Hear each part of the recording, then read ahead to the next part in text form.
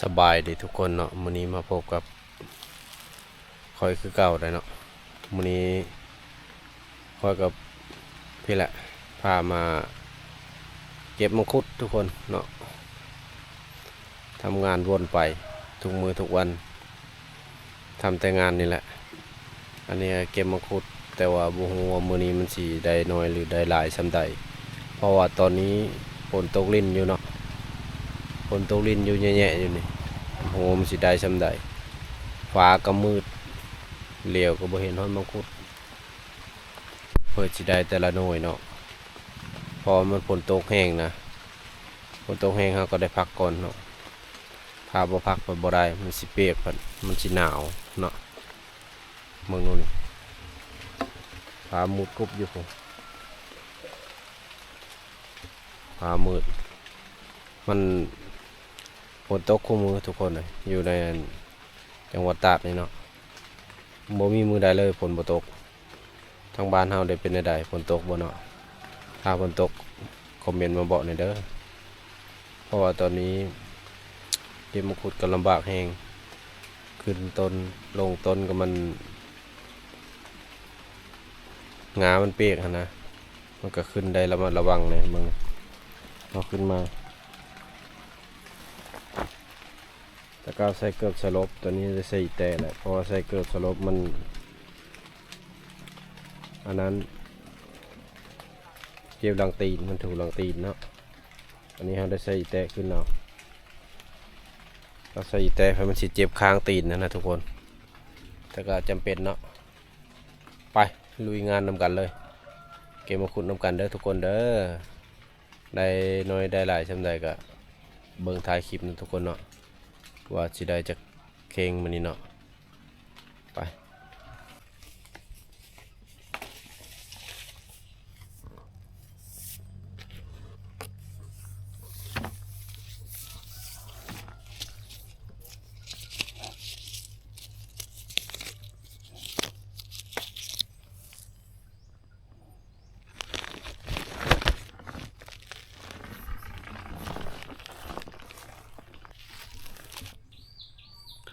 มีบางคนถามว่าเจ้าขึ้นต้นไม้คู่มือจะบ่เมื่อยบ่เฮ็ดงานอย่างมันบ่เมื่อยเนาะทุกคนงานทุกงานมันเมื่อยอยู่แล้วเนาะสอนแต่น้อยมันใหญ่แปลงนี้แต่ก็มันจำเป็นเนาะเพราะว่าเราอยากได้เงินใส่นะเราก็จะเป็นต้องเลยสู้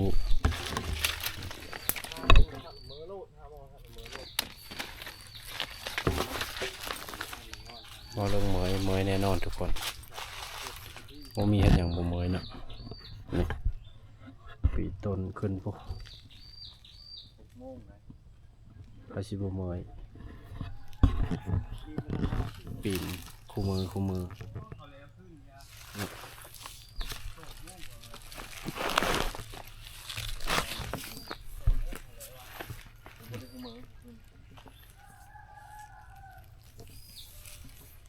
ทุกคนก็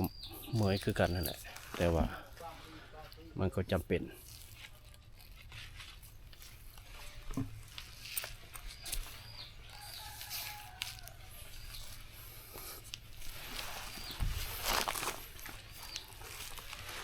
เพื่อสิได้เงินแต่ละบาทเนาะ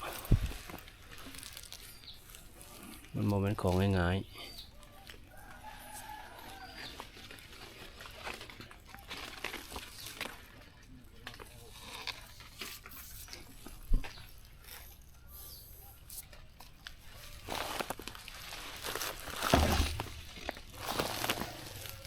ขึ้นมาหอแล้วก็หามะมันก็เพื่อแห้ง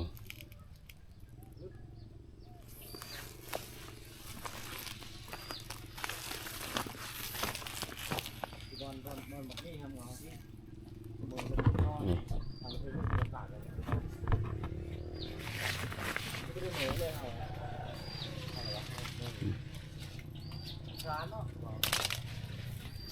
มีแต้มหน่อยหนึ่งก็เอาได้เลยทุกคนเด้อ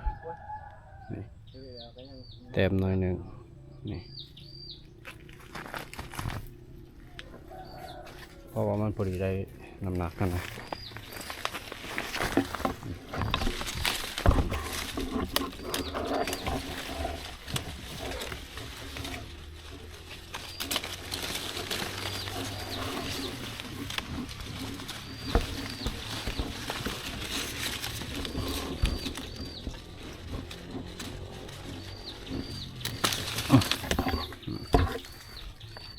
โน่ใหญ่ๆเนาะเนี่ยเข้าตรงปลายทงขึ้นต้นเก็บมงคุดบ่ได้ง่ายๆเด้อทุกคนเด้อเขาได้มือหนึ่ง400-500มือละพันเราก็เมยรอดตายคือเดียวมันบริเวณสบายคือคนทางบ้านเขาคิดอะ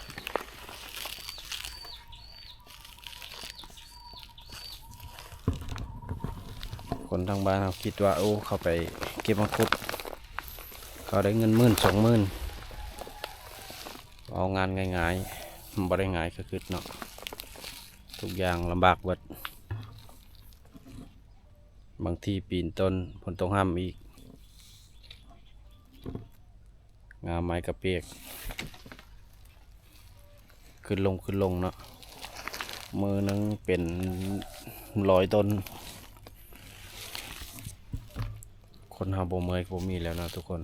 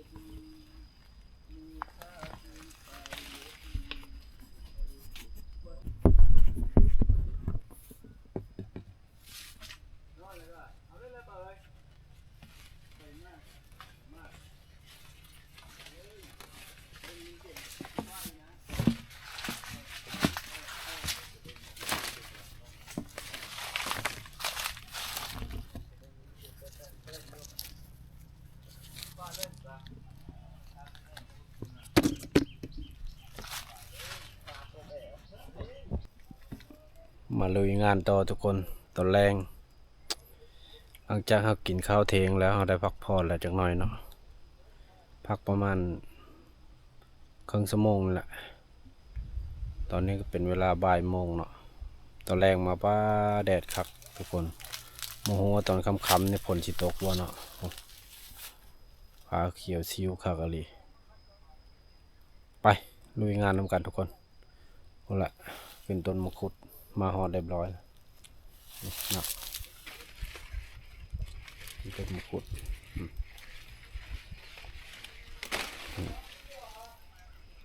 เรียบร้อยทุกคนเนาะไปลุยงานเลยลุยงานนี่เก็บมะขุดนี่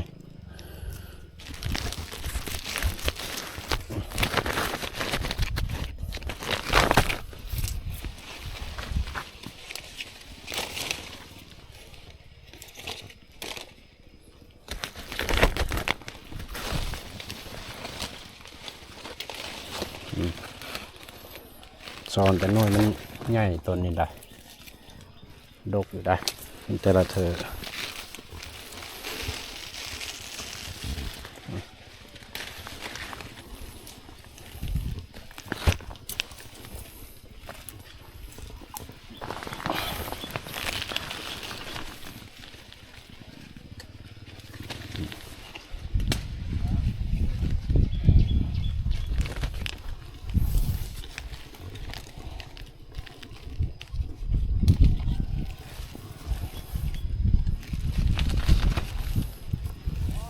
ตอนแรกเนี่ยโอ้อากาศเย็นดีแดดตอนแรกนี้ลมพัดคักบกคือมือพันมาเนาะมือพันมามีแต่ฝนตกกับฝนตกถ้าว่าอากาศแบบนี้ก็เก็บสบายอยู่ทุกคนแล้วก็กิ่งมันก็บ่มืนแน่เนาะมื้อเช้านี่ฝนปล่อยๆแน่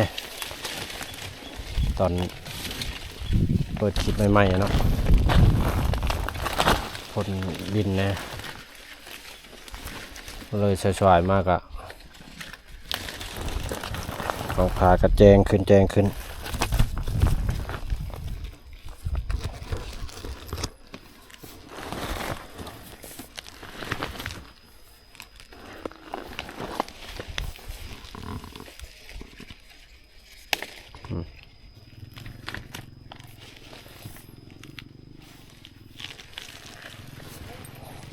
รอบก่อนนั้นต้นนี้โอ้ได้หลายได้ถกหนึ่งพละถงหนึ่งถงปลายต้นนี้แต่รอบนี้น่าจะบ่หลายเป็นไรรอบนี้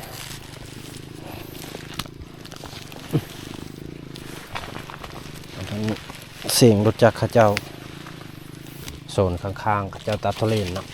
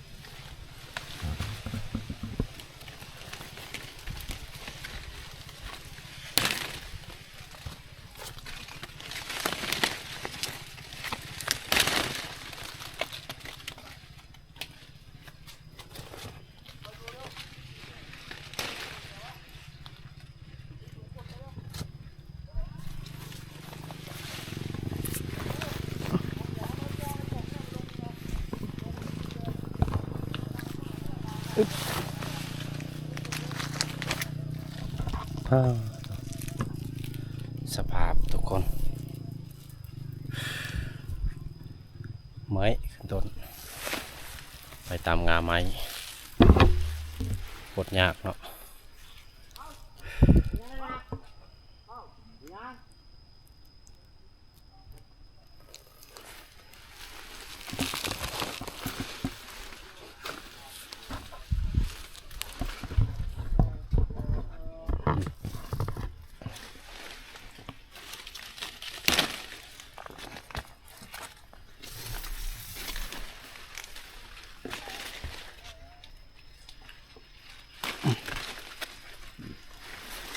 มากมันใหญ่ค่ะก็ดี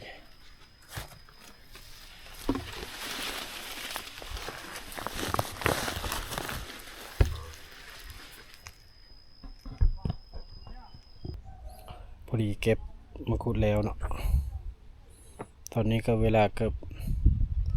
4อยู่นี้ได้3 ลัง3 ลัง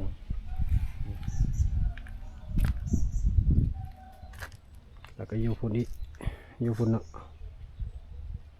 จากลังอยู่พุ่นเดี๋ยวไปนับเบิ่งน้ำเดียวทุกคนล้อมๆเดี๋ยวพอดีได้9ลังครึ่งนี่ตัวที่ครึ่ง9ลังครึ่งมื้อนี้